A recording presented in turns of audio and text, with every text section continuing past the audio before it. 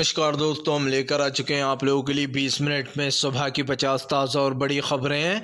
Bharatiya Janata party के ऊपर जमकर गरजे राहुल गांधी। कहा इस देश का एक्सरे क्यों नहीं होगा, हम करा कर रहेंगे।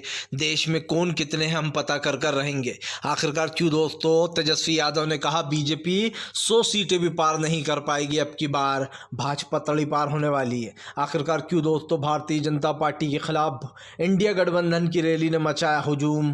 भीड़ देखकर बीजेपी हुए हैरान। हेमंत सोरेन और केजरीवाल के सपोर्ट में थी ये रैली। बताएंगे क्या था ये मामला और कैसे दोस्तों भारतीय जनता पार्टी अब मुद्दों पर आ गई। हिंदू मुसलमान छोड़ के अब वो विकास के मुद्दों पर आ गई। दरअसल अब की बार बीजेपी का हिंदुत्व का जो कार्ड है वो चल नहीं पा रहा है, क्योंकि जाहिर सी बात है 10 साल हो गए, 5 साल करके बीजेपी ने 10 साल बिता दिए हिंदुत्व में, लेकिन मिला लोगों क्या ठेंगा। इसके बारे में बात करेंगे, तमाम मुद्दों पर बात। लेकिन उससे पहले अगर आपने अब तक हमारे चैनल को सब्सक्राइब नहीं किया है, जल्दी से कर लीजिए। पास में एक घंटी आएगी, इसको ज़रूर दबाइए ताकि हर मुद्दे की बात हो सके। दरअसल दोस्तों आपको बता दें चले, महाराष्ट्र में जो है यहाँ पर दोस्तों इंडिया गठबंधन की रैली ने बीजेपी की बढ़ाई मुश्किलें। रैली में उमड़ा जन सैलाब। दरअसल आपको बता दें चले, इंडिया गठबंधन की ये रैली थी अलवर में, और इस रैली के दोस्तों कई मायने हैं। आपको बता दें चले, इस रैली में तमाम जो खास करके अरविंद केजरीवाल और हेमंत सोरेन की जो गिरफ्तारी हुई है, ये इसको लेकर ये रैली थी। आपको बताते चले जो यहाँ पर इस रैली मंच से राहुल गांधी ने जमकर बीजेपी को घेरा। तमाम इंडिया गठबंधन के दलों ने बीजेपी को घेर लिया है। आपको बताते चले, इंडिया गठबंधन की सफलता को देखकर बीजेपी मुसीबत में आ गई है। सबसे बड़ी बात तो ये कि पहले चरण के चुनाव में बीजेपी को ये पता लग गया कि वो ये वाला चुनाव हार रही है, अब वो तीसरी बार सत्ता में नहीं आने वाली। 10 साल बहुत होते हैं, जनता ने 10 साल दिए, 10 साल में बीजेपी ने कुछ नहीं किया, लेकिन फिर भी बीजेपी तिकड़म ज़रूर लगाएगी। अब बीजेपी दोस्तों चालबाजियाँ कर रही है। दरअसल पहला चुनाव में क्योंकि 2019 के मुकाबले अब की बार बहुत कम वोटिंग हुई है, और कम वोटिंग से बीजेपी को नुकसान है। यही कारण है जो भारतीय जनता पार्टी डरी हुई है। इंडिया गठबंधन के सामने बीजेपी टिक नहीं पा रही है, क्योंकि उसके जो सहयोगी दल हैं दोस्तों, वही बीजेपी को कमज़ोर करेंगे, देख लेना आप। आपको बता दें चले दोस्तों, प्रधानमंत्री नरेंद्र मोदी के खिलाफ जमकर भड़कते हुए नजर आई दोस्तों, जो यहाँ पर अरविंद केजरीवाल की पत्नी बोली, जो सच्चाई बोलते हैं, जो लोग बीजेपी के खिलाफ हैं या फिर जो बीजेपी की सच्चाई देश के सामने ला रहे हैं, बीजेपी उनको जेलों में डालती है। जिन्होंने दिल्ली के लिए काम किया या फिर दोस्तों दिल्ली में अच्छा काम किया, तो केजरीवाल जी को जेल में डाल दिया गया। यही नहीं, यहाँ पर उन्होंने ये भी कहा कि इंडिया गठबंधन का जो हिस्सा है, बीजेपी उन सबको निशाना बना रही है। आपको बता दें चले, झारखंड के हेमंत सोरेन की पत्नी भी थी दोस्तों यहाँ पर, उन्होंने भी मोदी सरकार को चैलेंज दिया। उन्होंने कहा कि फ़िलहाल देश की जनता सब कुछ देख रही है, जिन लोगों पर अत्याचार किया जा रहा है, जिनको जेलों में भेजा जा रहा है, उसका मुकाबला जो है दोस्तों वो जनता से। जनता इसका मुंह तोड़ जवाब देना बखूब जानती है। आपको बताते चले दोस्तों, बीजेपी के ऊपर गरजे राहुल गांधी। कहा इस देश का एक्सरे क्यों नहीं होगा, हम करा कर रहेंगे। राहुल गांधी ने कहा कि प्रधानमंत्री चाहते किसी को पता ही न चले इस देश में किसकी कितनी संख्या है। राहुल ने पीएम नरेंद्र मोदी को लपेटे में लेते हुए कहा कि फिलहाल कुछ दिन पहले तक ये बीजेपी जो 400 का नारा लगा रही थी, पहले ही चरण में उसकी हवा टाइट हो गई। राहुल ने कहा कि मैंने आप लोगों से कहा था कि बीजेपी 180 सीट से पर ही निपट जाएगी, लेकिन अब खबर आ रही है कि बीजेपी 150 भी पार नहीं कर पाएगी। आपको बताते चले दोस्तों, दरअसल देश में लोगों की बढ़ता गुस्सा, बढ़ती महंगाई को लेकर लोगों में नाराज़गी है। सबसे बड़ी बात यह है दोस्तों कि केंद्र का चुनाव है। भले ही मोदी सरकार के बल पर राज्यों में चुनाव नहीं जीते जाते हैं, राज्यों में चुनाव अगर जीते भी गए दोस्तों तो बीजेपी के नाम पर लोगों ने जिताया है। मोदी मैजिक बहुत पहले ख़त्म हो चुका है, ये सच्चाई यही है, खुद बीजेपी के नेता भी कह रहा है। लेकिन दोस्तों ये चुनाव देश का चुनाव है, इसमें जनता भी बीजेपी को वोट नहीं दे रही है। जिसने अभी कुछ दिन पहले ही बीजेपी को थोड़े से वोट से, हालांकि वो 2% से जीती है, राजस्थान और छत्तीसगढ़, जो भी परसेंटेज से जीती दोस्तों वो, लेकिन अब तो वहाँ की जनता ही बीजेपी के खिलाफ है। वो भी बीजेपी को नहीं चुनना चाहती है, क्योंकि सबको पता है कि देखो भैया, ये तो राज्य की बात थी, लेकिन जो पूरे देश की बात है, पूरे देश में तो नरेंद्र मोदी 10 साल में आपने क्या किया। सीधी सी बात है, राहुल गांधी ने कहा कि फिलहाल देश के मुद्दों पर आ गई है। दरअसल दरअसल दोस्तों आपको बता दें, प्रधानमंत्री इतने झुक गए कि हिंदुत्व को छोड़कर राहुल गांधी ने बीजेपी को जो है यहाँ पर असल चुनाव के मुद्दों पर ला दिया। अब बीजेपी कह रही है ये लोग तो झूठे वादे कर रहे हैं विकास के, बीजेपी को बहुत प्रॉब्लम हो रही है। कांग्रेस ने जो अपना तैयार की है दोस्तों, तैयारियां की थी चुनाव को लेकर, जो कांग्रेस ने दावे किए हैं, जो मैनिफेस्टो तैयार किया है, उसको लेकर बीजेपी बहुत परेशान है। बीजेपी में इस बात का डर हो गया कि अब क्या होने वाला है, हमारी सरकार गई तो तमाम वो चुनावी बॉन्ड से लेकर तमाम काले चिट्टे खुलेंगे दोस्तों जो घोटाले हुए हैं। आपको बताते चले दोस्तों, भारतीय जनता पार्टी के ऊपर जमकर गरजी ममता बनर्जी। ममता बनर्जी ने चुनाव आयोग को जमकर लपेटा और दोस्तों इलेक्शन कमीशन को भी दे दी चेतावनी। दरअसल आपको बताते चले, ममता बनर्जी ने भाजपा पर हमला बोलते हुए कहा कि चुनाव आयोग बीजेपी की मदद कर रहा है। ममता बनर्जी ने कहा, भारतीय चुनाव आयोग ने पीएम नरेंद्र मोदी और बीजेपी के लोगों को आराम देने के लिए मतदान की तारीख 1 जून तक रखी है, ताकि भाजपा के लोग भारत के संस्थाओं का जमकर दुरुपयोग कर सकें और उपयोग कर कर दोस्तों चुनावी प्रचार बड़े बड़े हेलीकॉप्टरों में जाकर पूरा वक्त का फ़ायदा उठा सके और चुनावी प्रचार कर सकें। उन्होंने कहा कि 19 अप्रैल से 1 जून तक चुनाव निर्धारित किए गए हैं, ताकि मोदी और उनके कैबिनेट सहयोगी खास विमान से यात्रा कर सके और जो है यहाँ पर दोस्तों जमकर प्रचार कर सके।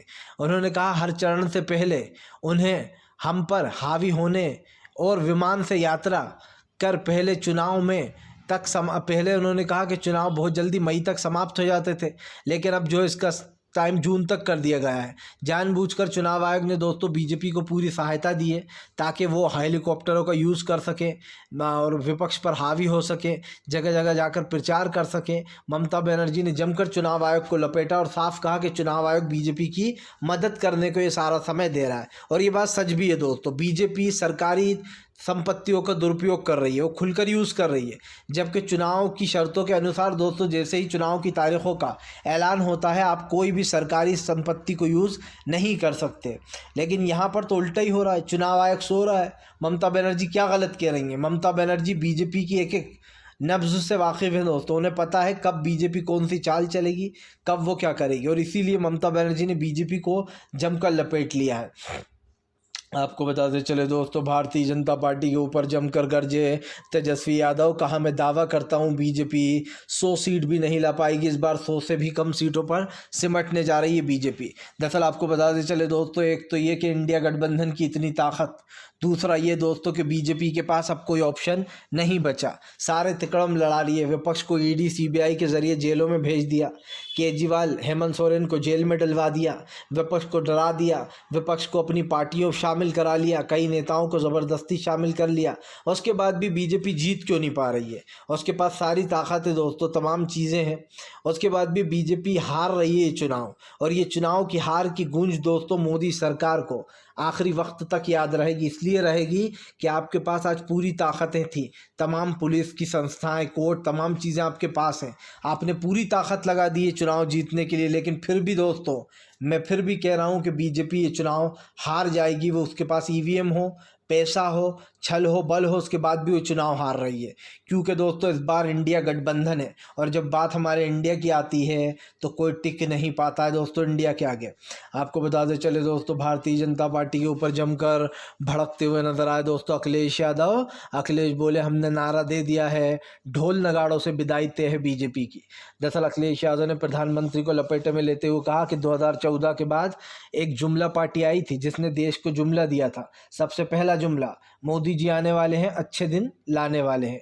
दूसरा जुमला, मैं पेट्रोल डीजल के इतने दाम कम कर दूंगा कि लोग कहेंगे मोदी की किस्मत से हमारी किस्मत बदली है। मैं देश के हर गरीब पैरागॉन चप्पल, हवाई चप्पल पहनने वाले को हवाई जहाज़ में सैर कराऊंगा। किसने कहा था? ये नरेंद्र मोदी ने कहा था कि ट्रेन से भी कम किराया कर दूंगा एरोप्लेन का। लेकिन आज तो ट्रेन का किराया एरोप्लेन के बराबर हो रहा है दोस्तों। तो आपको तो पता ही है कि प्रधानमंत्री जब वादों की झड़ी लगाने पर आते हैं तो कैसी वादों की झड़ी लगा ही देते हैं। लेकिन प्रधानमंत्री ये भूल जाते हैं कि जनता जो है वो जनार्दन होती है। एक बार आपका झूठ सहन कर लेगी, 2 बार सहन कर लेगी, जब तीसरी बार आप जनता के पास झूठ बोलने जाओगे, तीसरी बार सरकार बनाने, तो जनता उठाकर बाहर फेंक देगी और कहेगी कि बेवकूफ़ समझा है क्या हमें?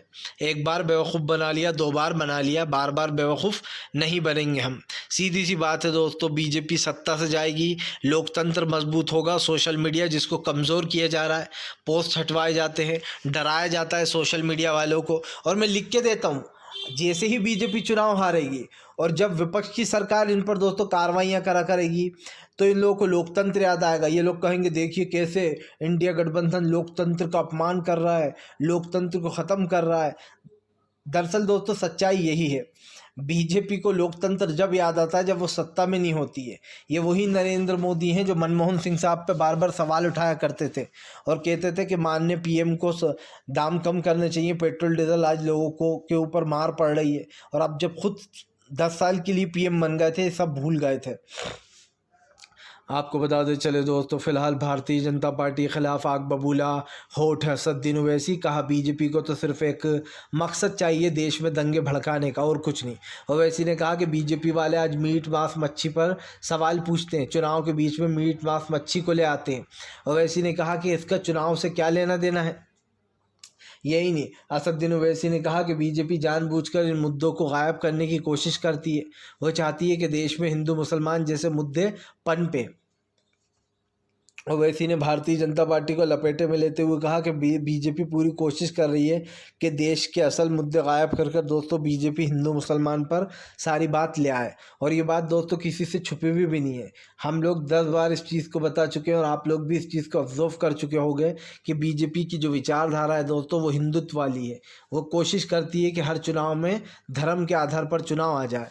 आपको बता दें चले दोस्तों, राहुल गांधी के सामने बीजेपी ने मानी हार, प्रधानमंत्री ने बदल दिया दोस्तों प्रचार करने का तरीका। दरअसल दोस्तों बीजेपी को कांग्रेस के मैनिफेस्टो से बहुत दिक्कत हो रही है।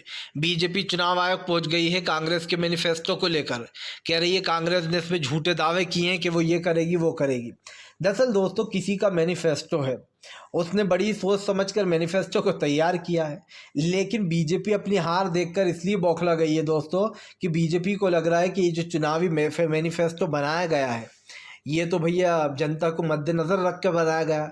और बीजेपी का जो मैनिफेस्टो दोस्तों उसमें वही घिसी पिटी बातें हैं जो उसने 5 साल पहले की थी और उससे भी 5 साल पहले की थी। यानी कि जो 10 साल से वो जुमला देती आ रही है, इस बार भी वही जुमला उसने जनता को परोसा। अब अगर कांग्रेस अच्छा मैनिफेस्टो लेकर आ गई है तो आपके जो यहाँ पर इतनी चिंता क्यों हो रही है? सवाल वही है दोस्तों, सवाल तो वही है, लेकिन बीजेपी के पास इसका जवाब नहीं है। अब मैं बताता हूँ ऐसा क्यों दोस्तों। भारतीय जनता पार्टी को लगता है कि वो जिस तरीके से लोगों को ये कहती है कि देखो भैया कांग्रेस ने तो जो यहाँ पर मंदिर नहीं बनवाया, हमने राम मंदिर बनवाया, हमने उस गुरुद्वार के फाटक खुलवा दिए, इसके लिए वो कर दिया, उसके लिए ये कर दिया। दोस्तों सिर्फ हवा में बातें करने से या पक पक पक पक करने से देश की मुश्किलें समाप्त नहीं होने वाली। राम मंदिर अपनी जगह है, वो एक आस्था की चीज़ है दोस्तों, अच्छी बात है वो बना, लोगों की आस्था जुड़ी हुई है। लेकिन अगर आप सोचते हो कि राम मंदिर बनाने से लोगों को रोज़गार मिल जाएगा या फिर राम मंदिर के मुद्दे से हम चुनाव जीत जाएंगे, तो आप बहुत बड़ी गलतफहमी में हो। इस देश की जनता इतनी मूर्ख भी नहीं है कि वो आपके बहकावे में बार बार आएगी और एक ही मुद्दे पर आपको वोट देती चली जाएगी। हमारा देश दोस्तों कल भी भाईचारे से चलता था, आज भी भाईचारे से चलता और हमेशा चलता रहेगा। सरकारें तो आएंगी दोस्तों और जाती रहेंगी, लेकिन देश की प्यार मोहब्बत ख़त्म नहीं होना चाहिए। आपको बताते चले दोस्तों, फिलहाल एक बार फिर से बीजेपी की बढ़ गई मुश्किलें। जी हाँ, दरअसल आपको बताते चले दोस्तों, संजय सिंह ने बीजेपी के खिलाफ खोला मोर्चा, कहा केजरीवाल को जेल में ही मारने की तैयारी में है बीजेपी। आपको बता दें अरविंद केजरीवाल को लेकर लगातार दावे कर रहा है संजय सिंह कि बीजेपी जो है वो केजरीवाल को जेल में मारना चाहती है। फिर से एक बार अरविंद केजरीवाल के सपोर्ट में आ गए हैं जो यहाँ पर दोस्तों संजय सिंह। उन्होंने बीजेपी के ऊपर आरोप लगाते हुए कहा कि बीजेपी केजरीवाल को जेल में ही मारने की कोशिश कर रही है, वो पूरी कोशिश कर रही है कि वो केजरीवाल को जेल में ही ख़त्म कर दे। आपको बताते चले यही नहीं, अरविंद केजरीवाल के सपोर्ट में आते हुए संजय सिंह ने कहा कि बीजेपी को डर लग रहा है कि अरविंद केजरीवाल बाहर होते तो चुनावी प्रचार में होते। दरअसल दोस्तों केजरीवाल को चुनाव के बाद तो खैर अगर इंडिया गठबंधन जीतेगा तो वो तो केजरीवाल तो यूँ भी बाहर आएंगे ही दोस्तों, लेकिन बीजेपी ये सोचकर चल रही है कि अभी चुनाव के बाद केजरीवाल को बेल मिले, चुनाव से पहले ना मिले, ताकि हमारे लिए कोई मुश्किल खड़ी ना हो। लेकिन तब क्या होगा जब चुनाव ही हार जाएगी बीजेपी दोस्तों, उसके बाद बीजेपी क्या करेगी, ये सबसे बड़ा सवाल है। तो मैं तो आपसे यही बोलना चाहता हूँ कि भारतीय जनता पार्टी जिसकी गलतफहमी है दोस्तों कि वो आने वाला चुनाव जीत जाएगी। मैं लिख कर दे सकता हूं दोस्तों कि बीजेपी की तो पहले चरण में ही असलियत सामने आ चुकी है। जनता के समझ चुकी है कि बीजेपी हार रही है दोस्तों। इसका सबसे बड़ा रीज़न भी मैं आपको दे देता हूं दोस्तों। प्रधानमंत्री ने 2014 में जो आकर वादे किए थे, उन वादों को पूरा नहीं किया। क्या दोस्तों इस देश में सिर्फ अंधभक्ति हैं जो धर्म के नाम पर वोट देते हैं कि हम मंदिर की बात कर दी तो हम तो मोदी को ही देंगे? जैसे कुछ लोग सुना होगा, मोदी मेरा बाप है, मोदी मेरा पति है, मोदी मेरा दोस्त है। कई महिलाएं ऐसा कहती हैं, कई लोग ऐसा कहते हैं। तो दोस्तों आप समझिए, पूरी जनता नहीं है वो चंद चुने हुए लोग हैं जिनको हम अंधभक्तों के नाम से जानते हैं। लेकिन जो असली जनता है उसको तो चाहिए कि उसके बच्चे को, भैया उसने पढ़ाई की है तो नौकरी मिले, लेकिन देश में नौकरी नहीं है। लोग चाहते हैं कि उनके बच्चों जो पढ़ रहे हैं दोस्तों उनको अच्छी शिक्षा मिले, ये नहीं कि गुंडागर्दी सीखने को मिले बीजेपी की तरह। तो दोस्तों जाहिर सी बात है वो लोग बीजेपी को क्यों वोट देंगे? इस देश का युवा जिनके वोट बहुत मायने रखते हैं, जिनके पेपर आए दिन लीक होते रहते हैं दोस्तों, वो क्यों देगा भला बीजेपी को वोट, जब उनको पता है कि बीजेपी के 10 साल पूरी तरीके से बेकार रहे। तो दोस्तों मुद्दे तो बहुत है बीजेपी के पास हिंदुत्व के लिए। उसने राम मंदिर उठाया, ज्ञानवापी मस्जिद का मुद्दा उठाया, उसने कई और हिंदुत्व के मुद्दे उठाए, बच्चा पैदा ये वो, इनके ज़्यादा उनके कम, फिर भी वो चुनाव में कहीं अपनी जगह नहीं बना पा रही है। और इसका सबसे बड़ा रीज़न है राहुल गांधी का जो खास करके इंडिया गठबंधन का जो मैनिफेस्टो है दोस्तों, उसमें ऐसी ऐसी बातें की गई हैं कि जो जनता के काम की हैं। और ये वादे कोई फर्जी नहीं है दोस्तों, ये वादे आराम से पूरे किए जा सकते हैं जो कांग्रेस ने किया है। कांग्रेस ने कोई ऐसा नहीं किया, हवा में बातें नहीं छोड़ी हैं कि हम 2 करोड़ नौकरियां देंगे हर साल। कांग्रेस ने कहा है 30 लाख पद खाली हैं, हम उन पदों को तुरंत पहले ही कैबिनेट में भरेंगे। सीधी सी बात। कांग्रेस ने कहा है हर परिवार की एक, समझिए उसने जितना था उतना ही वादा करा है, हर परिवार की एक गरीब महिला को हर साल 1 लाख रुपए सीधे बैंक अकाउंट में। अब आपके घर में 3 गरीब हैं, 4 महिलाएं, जितनी भी हैं उसमें से परिवार की एक महिला को 1 लाख रुपए साल मिलेगा, मतलब कि महीने का 8,500। बताइए कौन सी ऐसी सरकार है जो 8,500 रुपये महीना दे रही है महिलाओं को?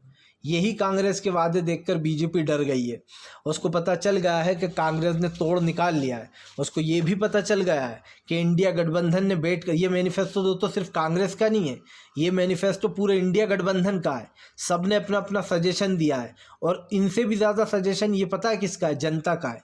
क्योंकि इंडिया गठबंधन ने जनता से पूछा था कि आपको क्या क्या चीज़ों की प्रॉब्लम है, आप किन चीज़ों पर चुनाव लड़ना पर वोट देते हो। वही मुद्दे दोस्तों इस मैनिफेस्टो में कहा जाए तो ये मैनिफेस्टो गरीब आम आदमी का है दोस्तों, ना कि भाजपा की तरह पूंजीपतियों का जो अडानी और अंबानी को सपोर्ट कर रहा है। आपको बताते चले दोस्तों, फिलहाल बाबा रामदेव की बढ़ गई मुश्किलें दोस्तों। एससी ने लगाई फटकार, कहा फिलहाल आपको योग के सारे पैसों पर देना होगा टैक्स। दरअसल दोस्तों अब भैया सैया भाई कोतवाल तो डर काहे का। अब आपको तो पता ही है सैया कौन है और कोतवाल कौन है, यानी कि दोस्तों प्रधानमंत्री नरेंद्र मोदी। जब सत्ता में अपने लोग बैठे हुए हैं तो भैया फिर टैक्स की काहे चिंता, फिर जो है सुप्रीम कोर्ट की भी बात क्यों मानना। अभी जो बाबा रामदेव को इतने दिन से फटकार पड़ रही है, आपको पता है वो किसकी शे पर पड़ रही है? वो मोदी सरकार की वजह से पड़ रही है। क्योंकि दोस्तों बाबा रामदेव को लगता था कि सरकार तो हमारी है, हमारे दोस्त नरेंद्र मोदी की है, कौन मुझे रोक सकता है। कोर्ट ने कहा कि अब आप कोई भी लाइव कॉन्फ्रेंस नहीं करोगे, ना आप अपनी दवाई का प्रचार करोगे। लेकिन बाबा ने कोर्ट के आदेश के बाद भी प्रचार किया और बाकायदा मीडिया से बात भी की। ये तो वही बात हो गई कि सुप्रीम कोर्ट चाहे कुछ भी कहे, हम नहीं मानते सुप्रीम कोर्ट को। इस देश के सबसे बड़ी न्याय की अदालत दोस्तों सुप्रीम कोर्ट, जिससे लोगों को न्याय की उम्मीद रहती है, उस अदालत की बात मानने से बाबा रामदेव ने इनकार कर दिया था। इसका सीधा मतलब क्या होता है कि आप कानून पर विश्वास नहीं करते। जब कोर्ट में अब बाबा रामदेव गिड़गिड़ाना इतने लंबे समय से, तो कोर्ट कह रहा है आपको सब कुछ पता था कि हमने आपको मना करा, उसके बाद भी आपने अपनी दवाई का प्रचार किया और उल्टा ये कहा कि फ़िलहाल होम्योपैथिक अच्छी है एलोपैथिक से। दोस्तों डॉक्टरों का अपमान किया कि वो लोग खुद की जान नहीं बचा पा रहे हैं कोरोना में 2 वैक्सीन लेने के बाद। मैं बिना डिग्री वाला डॉक्टर हूँ, बड़ी बड़ी बातें की बाबा रामदेव ने। लेकिन ये बिना डिग्री वाले डॉक्टर जो थे दोस्तों, इनकी सच्चाई जनता के सामने आ गई। लोगों ने पूछ ही लिया कि भैया बिना डिग्री वाले डॉक्टर बताइए आप क्या कर रहा है। मैं तो यही कहना चाहूँगा दोस्तों कि भारतीय जनता पार्टी के तमाम नेता एक चीज़ अच्छे से समझ लें कि इस देश की जनता ने अब गेम ओवर कर दिया बीजेपी का। फिलहाल दोस्तों अगर आपको हमारा वीडियो अच्छा लगे तो कृपया इसको लाइक करें। चैनल पर पहली बार आए तो सब्सक्राइब